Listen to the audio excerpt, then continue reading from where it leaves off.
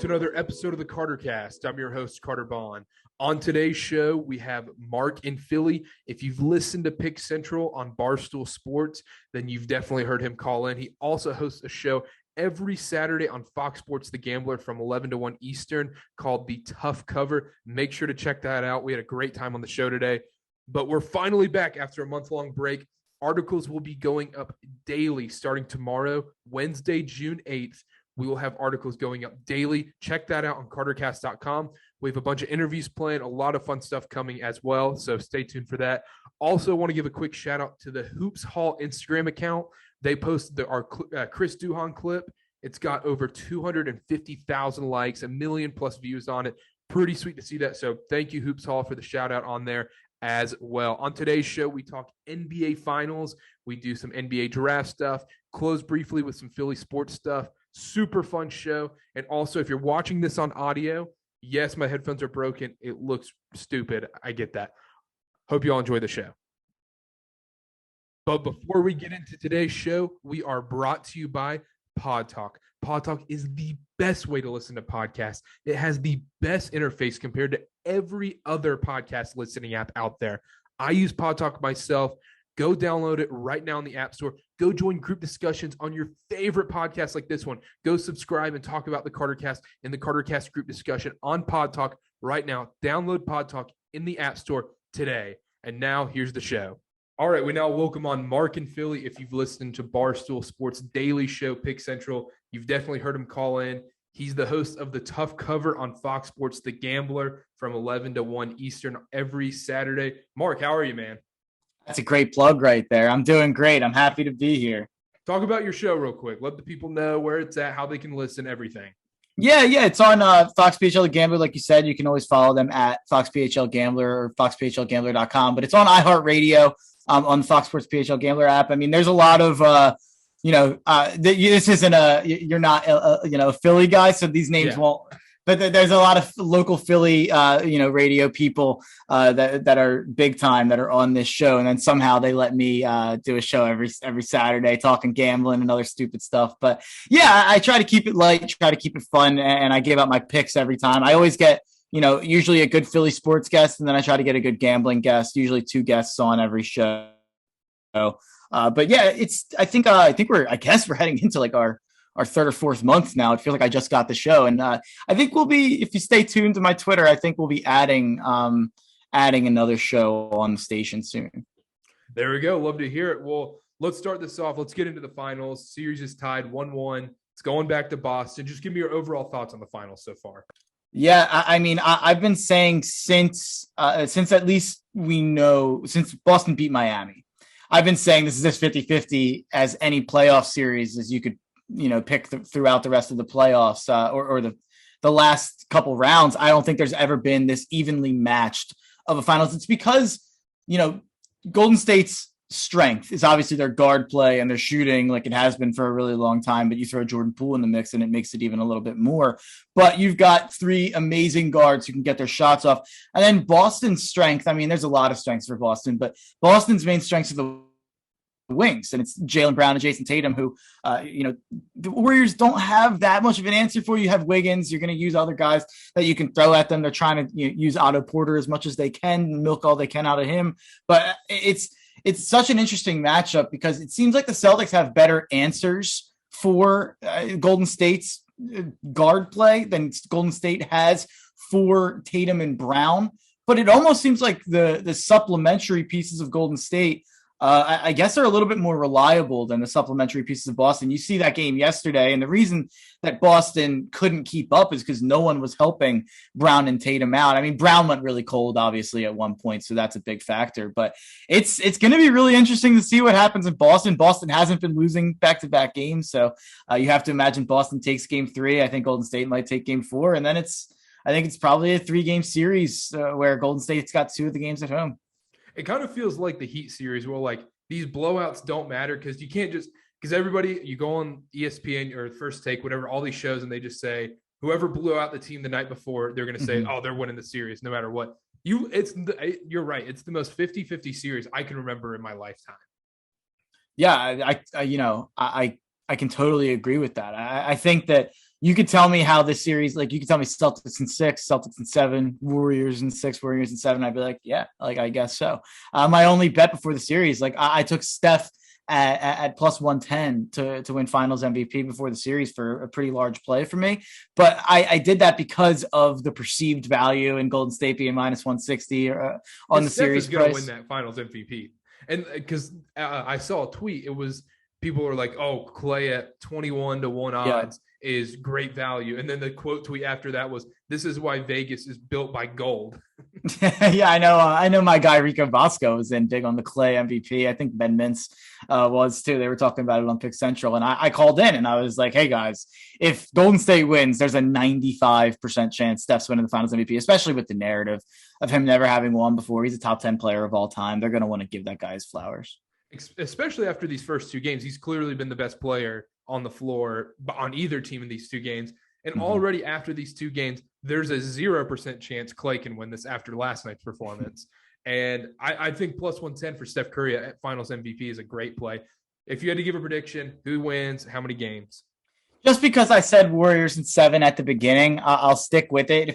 If I'm saying that I think Boston can't lose back-to-back games, I guess that means they're going to have to here. But I think if they will, it'll be game 4 and 5. I think game 5 will probably decide the series, game 5 in Golden State. And I'll stick with Golden State just because if it goes 7, like I would guess it will, then you have the home field or the home court, I guess I should say, advantage there in game 7. So it's hard to bet against Steph Curry in a game 7 at home. What do you make of all the Draymond stuff? Because yes, it's dirty, but we're also like Twitter is flooded by Boston dudes, all Boston fans who are like the second, like the tiniest thing happens. I mean, you're a Philly guy. The tiny thing happens in Philly and everything erupts. So I don't think he's that like, I'm not like, especially yesterday, everyone's like, oh, he should have gotten the double tech, like in a regular season game, maybe, but you do have to look at the finals. Everybody was complaining at Steve Javy because he said, oh, well, this is a finals game. He's already got a tech. You don't really want to eject him for that. That's 100% the right refereeing. That's what you should do. What do you think of the whole Draymond thing? Is he dirty? Is he not dirty? And do you like how he plays like this? I think there's a line, and I do think he crosses it at times. And there is like a little bit of an issue where that he can get a technical, and then he's not going to get another technical the rest of the game. So it's like, at that point, why even give him the first one? But it gets frustrating to watch, I think. And by the way, like you said, I'm a Philly guy, 100% unabashedly rooting for Golden State in this series. Do not want the Celtics to win finals. And even I, rooting for the Warriors, can be like, man, like he's trying to bait everyone in the team to a fight, which like I don't love seeing that. I do think like the energy, I love the energy he brings, and like the trash talk. I don't care about the trash talk at all. Trash talk all you want, but like the tackling and the falling on the threes, and I could do without it. But it's not like I'm saying Boston's perfect. They've got Marcus Smart on the team, so it's not like. But I don't have too much of an issue with any of it. I guess what my main point will be is one of my pet peeves in all of sports is when people refer to the 2016 finals and they go, "Oh, Golden State would have won if Draymond didn't get suspended." Cleveland won that game by like 25 that Draymond sat in. Like that was a blowout win for Cleveland. But you can't bring what Draymond brings without the risk of what happens when he gets, 16 technicals. That's what's going to happen. He's going to get suspended for a game. That's the rule book. So I do think like, yeah, it's fine. Like I'm fine with not double teeing him up. But then if he does get that double tee, and if he does get enough tees that lead to a suspension, I don't want like a national cry fest over Draymond getting suspended either. That's kind of where I'm at. I think that's fair. But also back to the 2016 thing, I 100% think the Warriors win that series if Draymond's in that game. I don't get it. I understand they lose by 25, but then the momentum and confidence Cleveland gains by winning by that much completely shifts that series. I think LeBron was on a mission from God in that series. Like, I don't think anything was stopping. Are you a LeBron guy? And Kyrie. LeBron's the GOAT guy? Yeah, for sure. You could refer to me as a LeBron guy. Yeah, for sure. LeBron sexual, as they say. LeBron sexual, 100%. Yeah. Okay. Well, let's move on. Let's talk about the NBA draft for a little bit. It's actually because we've had such weird drafts the last couple of years. One like September, and then like it's just been all off. Now it's weird. We have one back in June, right after the finals. The bookmakers have Jabari Smith going 1, it looks like. Chet right behind him, and then Paolo at like 20-1, whatever. Who do you think should go 1? Not who you think will, who you think should go 1? You could talk me into all three, and that's where I've been kind of, it's like, I usually, I'm not going to call myself a hot take guy because I don't want to be a hot take guy, but I do think there's times where in the NFL draft and the NBA draft, I'm a little less afraid to have courage in my convictions and to kind of put my money where my mouth is on certain guys that I'm a lot higher on than others. And, there's times where I'm like, this should be the number 1 pick, and it's a joke that he's not. And, I was definitely slamming the table for Luka back in the day, but I've been wrong plenty of times as well. Like there's been plenty of guys. I was slamming the table for Mo Bamba in that same draft. So this year, I don't feel passionately about who that top guy is. Going in a couple weeks ago, I would have told you, man, Jaden Ivey is just as good as any of these top 3, and Paolo's like, I could have told you anything about the top 4. The closer we get and the more I kind of dive into it, the more I do think Jabari going 1 is a little bit of a mistake. Like I think if I had the number 1 pick, I would be Chet versus Paolo, and I'd be going to bed having like nightmares every night. Like if I was, one day I'm in the film room and I have them in and I'm watching them work out and I'm going, okay, Paolo's the pick. I'd be going to bed dreaming about like the nightmare of Chet turning into the unicorn 1-of-1 guy that he can turn into. But then again, if I take Chet Holmgren, then you have the fear that, man, maybe he's just Mo Bamba. Like I just said, another guy that tricked me into being all in on him. But you'd be going to bed being like, man, if Paolo averages 25 this year in his rookie year for Oklahoma City, and Chet looks like a complete baby deer out there who's still getting his legs under him, how are we going to feel a year from now? Like I would be between those two guys, and Jabari to me just doesn't have quite the upside that Paolo and Chet have, but probably the surest thing of the 3. What about, if you had to pick between Paolo or Chet, who are you going then? Because for me, I'm going Paolo because I can just trust him more. It's the safer pick. It really is. I think Paolo's going to be an automatic 20 points a game kind of guy in the league. I think he's going to be phenomenal. My only real concern with Paolo, I think he's going to be a stud, is he is horrific on defense. I think he just gets bored on defense. I don't think it's necessarily an effort thing. I just think he just gets bored, and he just watches guys go by him, and he just thinks he's almost too cool for school, as cheesy as that is to say. I have to lean Chet, but again, it's just I understand the Chet thing because like you're looking at this guy, he's like 7'2", can do everything. The idea of a rim running pick and pop, pick and roll, alley-oop threat who can shoot 40% and then can also defend the rim. It's tantalizing, man. It really is something where it's like there's never been a Chet Holmgren that has been what we think he can be. And it's also, I think that there's a little bit of a misconception, and I'm doing it myself right now by attaching this, really risky label to him. There's a little bit of a misconception that this guy's completely unproven and that this guy is, we don't know what he's going to be.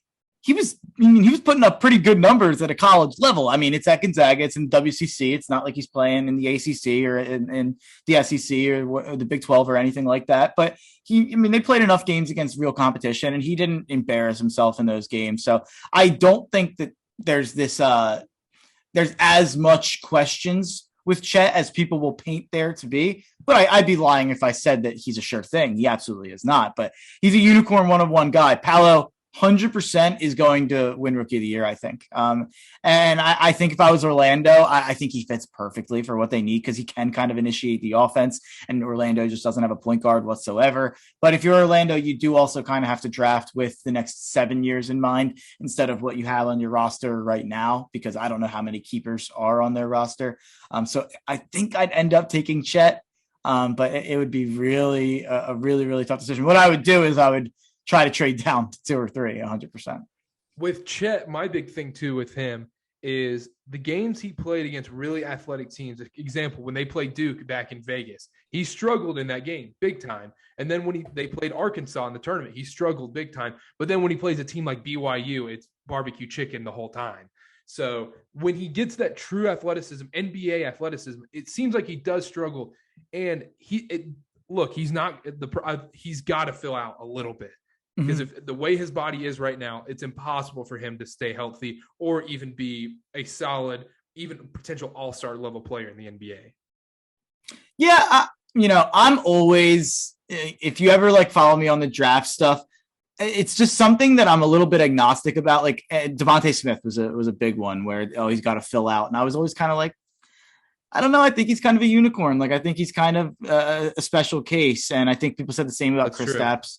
People said the same about Kristaps, and I'm not going to say Kristaps has had an incredible career. Maybe you could factor that into why he actually flamed out and had his injury issues. He was at one time a really good player. I think people kind of forget that about him, but he didn't really fill out before he was a really good player. So what you framed it really well. Actually, you framed it in a better way than when I've heard most. Like, I don't know if Chet has to fill out much more to succeed at the NBA level, but he might have to fill out more to stay durable and to not to get banged up and not get hurt at the NBA level. That's probably, I haven't really thought of it that way, to be quite honest.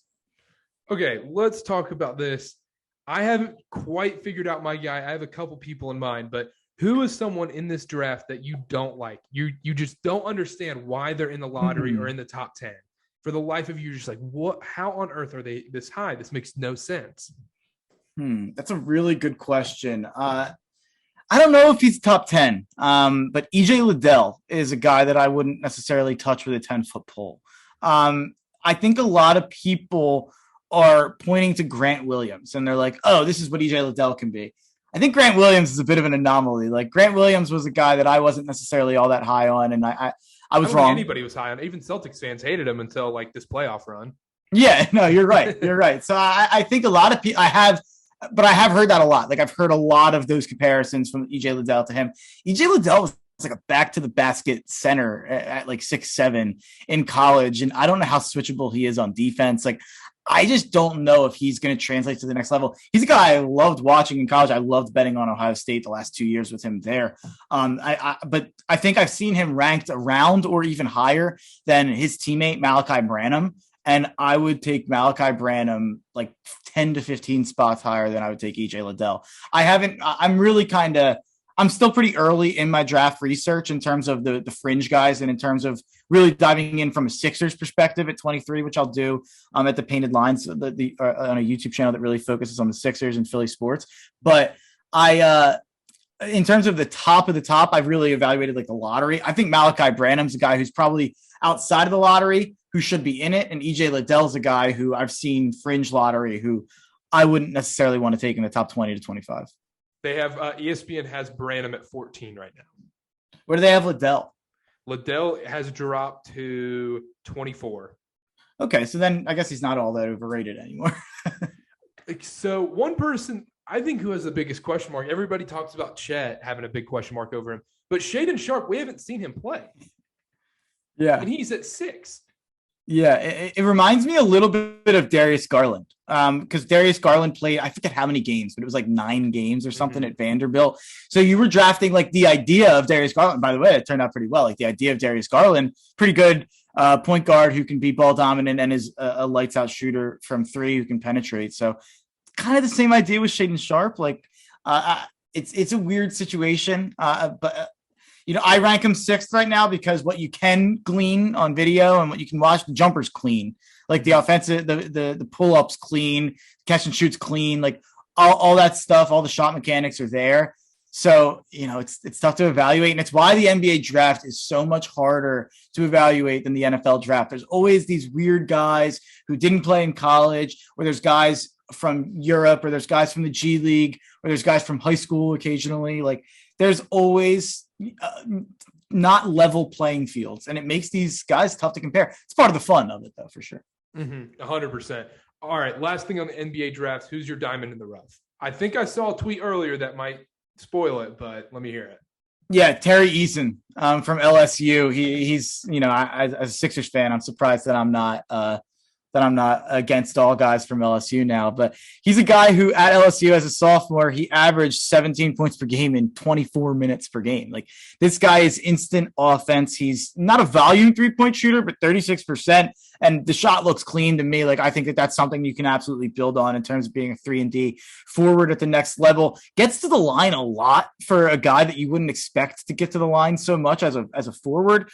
Pretty good rebounder for his size, but where it really, I mean, the most impressive thing is he was 2 steals and 1 block per game at LSU. And even at Cincinnati, as a freshman playing 19 minutes per game, he had 1.2 steals and 1.3 blocks. I mean, this is a 6'8" guy who can, maybe he can even play some like small ball stretch 5 at times, but he's just to steal a part of my take Barstool term, he's got grit. Like that, not, we talked about Draymond earlier, and I don't think he's like Draymond at all, really, as a player, or even like, I don't think he's like dirty or anything like that, but he brings an energy to the floor where he's just a dog. Like, and when you could tell in the minutes he was on and off the court for LSU, like they needed a guy like him out there. He gets in some foul trouble, but he actually, like, again, comparison doesn't make any sense, but 2 years ago, Tyrese Maxey was ranked in the late teens in most mocks, and he ended up obviously going 21, thank God, to the 76ers, which I had him ranked I think I had him ranked 8th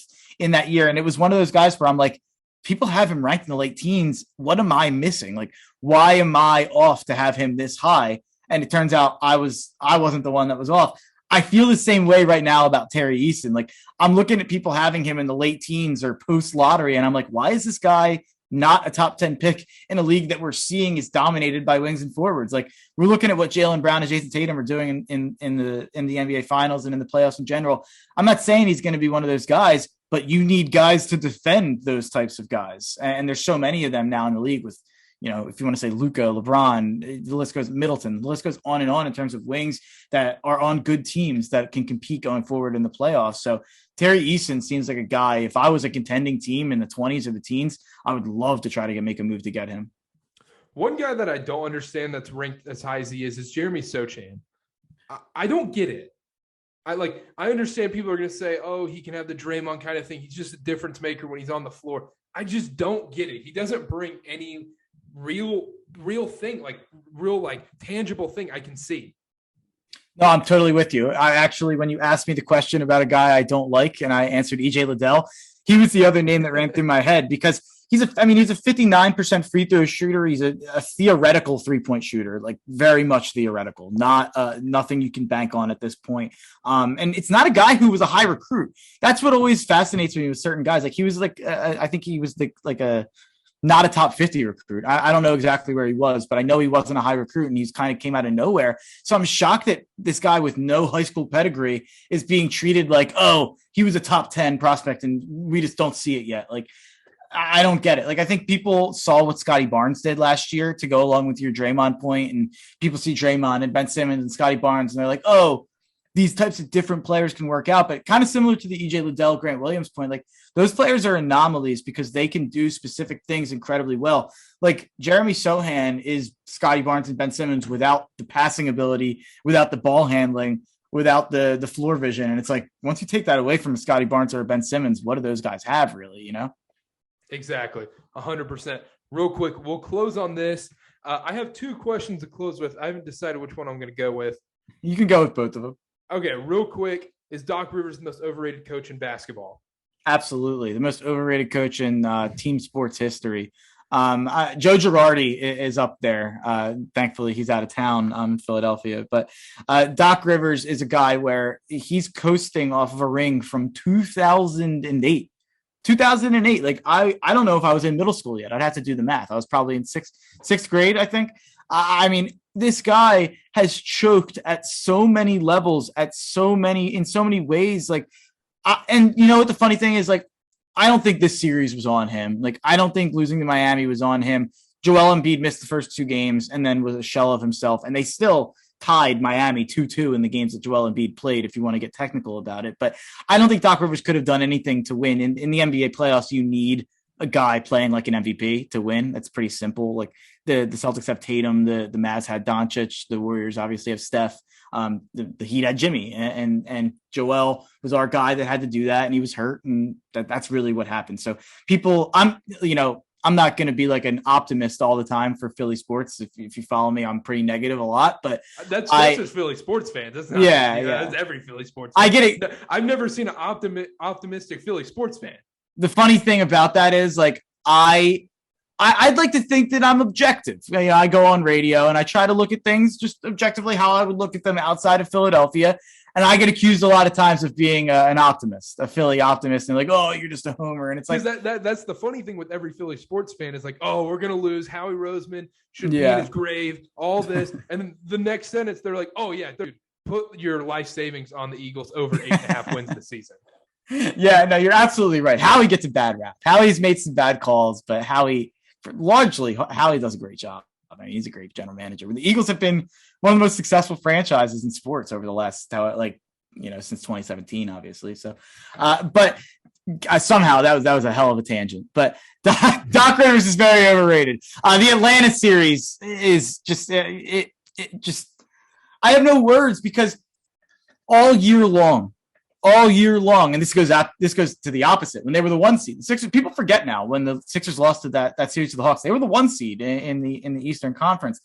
And all year long, as they're cruising, I'm telling people, look at the numbers on the on-off numbers in terms of Ben Simmons and Dwight Howard playing together. Like, Doc needs to completely play Ben with Joel every single, and that's the funny thing. Everyone's like, oh, Ben and Joel couldn't fit together. What they actually needed to do was make them a hockey shift where they couldn't be on the floor without each other because Ben needed Joel shooting from the outside. When you put Dwight in there with Ben Simmons, you have two people who want to be in the paint, and then you throw Matisse Thybulle in there, who's a non-factor on offense. You don't even have to guard him from three. I said all year long, like the data was pretty clear. I wasn't the only one saying it, but people were telling me like, oh, you're crazy. It's a backup center. It doesn't matter that much. It's like the margins matter in the NBA playoffs. Everything matters in the NBA playoffs. And Doc Rivers there's actually multiple times during the regular season, he's like, all right, guys, like I'm not going to play Ben and Dwight together. Like, stop telling me about it. And then the next game, he would just put them out there together again. And he did it multiple times in the Hawks series. If you go look up at the plus minus numbers,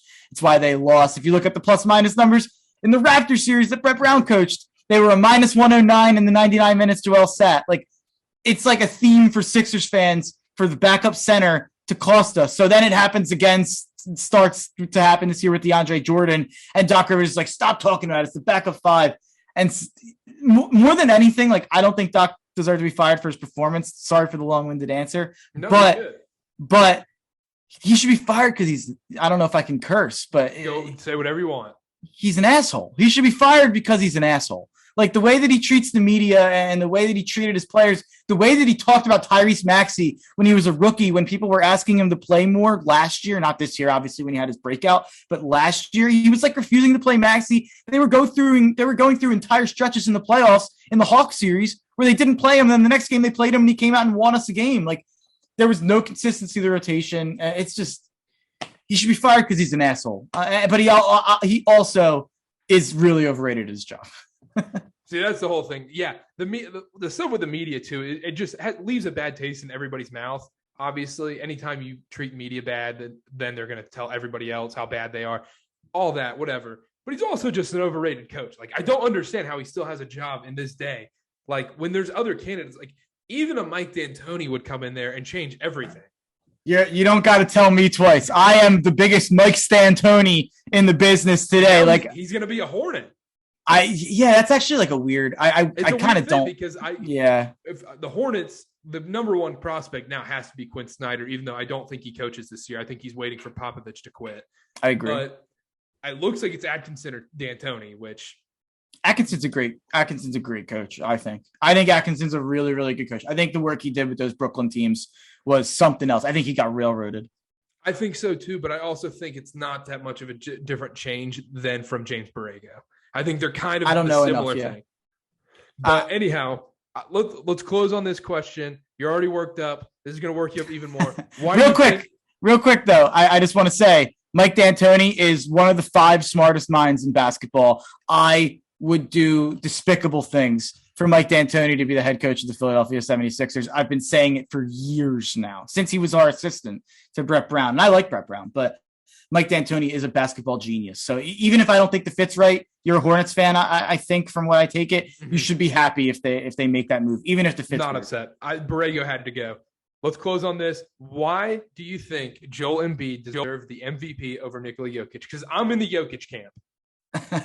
I think defense matters. And I know that you can point at the defensive analytics and it can say that Nikola Jokic is a good defender. But I think if you watch the series against Golden State, and I know that people are going to say it's a regular season award, but I just think that and by the way, I'm not even necessarily team Joel should have won MVP. If I'm being quite honest, if you injected me with truth serum, there's no way you could tell me Giannis wasn't the best player in the NBA this year. Like I think it's one of those things where people just get sick of saying the best player in the world is the MVP.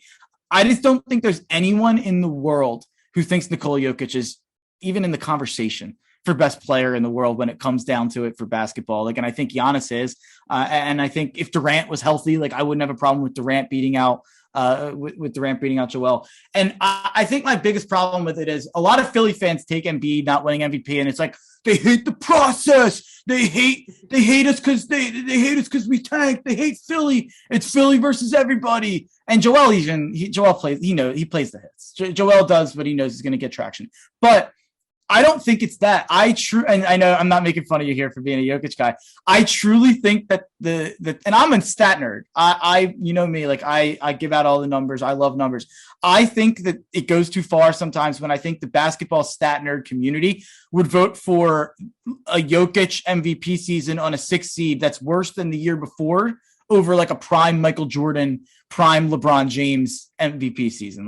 That's my problem with it, is because Jokic certainly does kind of break the stat line mold of what we're used to with the passing that he has from a rebounding standpoint. And he scores obviously a ton of points. I just think, he puts up 26, 14 and 9, but there's no way you can convince me that 26, 14 and 9 is as impactful as LeBron's 29, 7 and 7, or as Giannis's 29, 14 and 6 on some of the best defense in basketball. So it really goes beyond Joel. I don't want to make it a Joel thing because I kind of get annoyed with the Philly side of the argument there. I don't understand why Giannis was excluded from the conversation. And I do think Embiid deserved it more than Jokic. I wouldn't have voted for Jokic first or second is really what it comes down to for me. So I don't disagree with the Giannis thing, because I do think it's a media narrative and it gets boring, even though he was just phenomenal all year. But also the Nuggets did have almost a similar record to Philly and the Bucks, and that Nuggets team was horrendous. I mean, Aaron Gordon's his second best player. That's my biggest thing, is he is the most – it sounds stupid, where he is the most valuable player to his team, because you take Jokic out, they're a 12 seed. They're a 12, 13 seed in the West. I think if you took Joel off of the Sixers pre-Harden trade, then they would have been really, really bad. And we saw even post-Harden trade, we saw in game 1 and game 2 against Miami, they lost each game by 20 plus points. So I do think that Joel's just as valuable to his team, and I also don't love the idea of punishing people because they have slightly better teammates around him. But the record thing isn't really a factor for the Sixers Nuggets thing. It was earlier in the season when there was a little bit more of a disparity, but it should factor in for the Bucks. I guess the Bucks only won one more game than the Sixers. So revisionist history in my head, because they only finished as a 2, whatever. But anyway, I think that Giannis is the best player in the world, and when it comes down to it, because of his impact on the defensive end. I think Joel, in terms of a regular season player, is one of the 3 best players in the world, with Durant, Giannis, and him, because of what he brings in the defensive end. And I think Joel is the best defensive center in the NBA, because of the rim protection that he brings, and also the way he's able to guard pick and rolls. He really is a special defender. I don't think it gets talked about enough. I don't think Joel. I think a lot of people look at Joel and they're like, oh, he's what a great scorer, what a great rebounder. I don't think Joel's a special rebounder at all. I think he's just huge. Joel's a special defender, and it doesn't get talked about enough. And I think that's kind of part of why I get so upset with the MVP conversation. Same with Giannis, doesn't get talked about enough what he brings on the defensive end either. When it comes down to it, I'm a defensive nerd. And the whole Jokic thing with him getting taken out at the end of games for defensive purposes, it bothers me that an MVP could get taken out at the end of the game for defensive purposes. All right, that's fair. That's fair. Last question. I promise. James Harden, extend him or no? It's not you have to. Mm-hmm. Maybe he opts in. I also, like the James Harden conversation is always going to be more nuanced than people want to make it, but he was the only player in the NBA that averaged 20 and 10 this year. And I'm not saying that he's exactly what we want him to be or he was perfect or anything like that, but he's in his Chris Paul era. He's basically his own James Harden inefficient, sure, version of Chris Paul. So, and you look at the on-off numbers, James Harden's on-off numbers for the Sixers this year were like on par with the top players in the NBA. Like, I mean, they were markedly better with him on the floor, and that's with a lot of those minutes being shared with DeAndre Jordan. He's not the scorer he once is, and I see a lot of other people being like, "Oh, do you extend him and hope that he takes, he progresses back to being a really good scorer?" I think we've seen the last of really good scorer James Harden. Like, can he average 23? Sure. I think he can be the Brooklyn version of James Harden, which wasn't that different from last year's version. It's like 2%, like 2 points, a rebound, and an assist. And not that everything's stats, and I get it, but people just remember the last game with James Harden instead of the game that they won, game 4, where Joel didn't play all that well and they needed every bit of what James Harden brought in the second half. So it's a lot of revisionist history, but people are going to make it an anti-James Harden thing, and I love Embiid as much as anybody. When it comes down to it, Embiid's got to be healthy, and Embiid's got to be an MVP level player in the playoffs. And at that point, if he is, then James Harden has to be the second banana, and Tyrese Maxey has to be the second or third banana. And at that point, why can't the Sixers, that top 3, be what the Bucks were last year, where Giannis had an MVP level performance that led them to the, winning the finals, and Middleton and Drew filled in what they did. And you look at the numbers, it's not like Middleton put up like 23 in the playoffs, like Drew put up like 17 in the playoffs that run. I think like it's not crazy to think Harden and Maxey could do that. What it's going to come down to is those fringe guys, the backup 5 thing that I mentioned, and Joel being healthy. All right, we'll close there. Mark, thank you so much for your time. Make sure to check out his show every Saturday from 11 to 1 Eastern time on Fox Sports The Gambler. Mark, thanks again, my man. Of course, man. Thanks for listening to today's episode with our man Mark in Philly. Make sure to follow him on Twitter at @MarkHenryJr_. And we will be back Thursday or Friday with Game 3 of the NBA Finals, doing a recap of that. Connor and I will be on that one, and interviews are coming back next week. And for BYU fans, be on the lookout, because Grant and I are going to be doing an exclusive BYU sports podcast starting in July to get ready for football season. And those will be going once a week. And then during the season, we will have our regular show once a week. We'll pick a certain day. We'll let you know for that. And then we'll also be doing a preview of the game the day before or the day of. And then for some of the bigger games, we'll be doing a live Twitter Spaces on Twitter right after some of the bigger games. So check that out. It'll be a separate YouTube channel, a separate podcast feed, but it'll all be on cartercast.com as well. So check that out on cartercast.com. And thanks again for listening, and we will see y'all next time. Bye.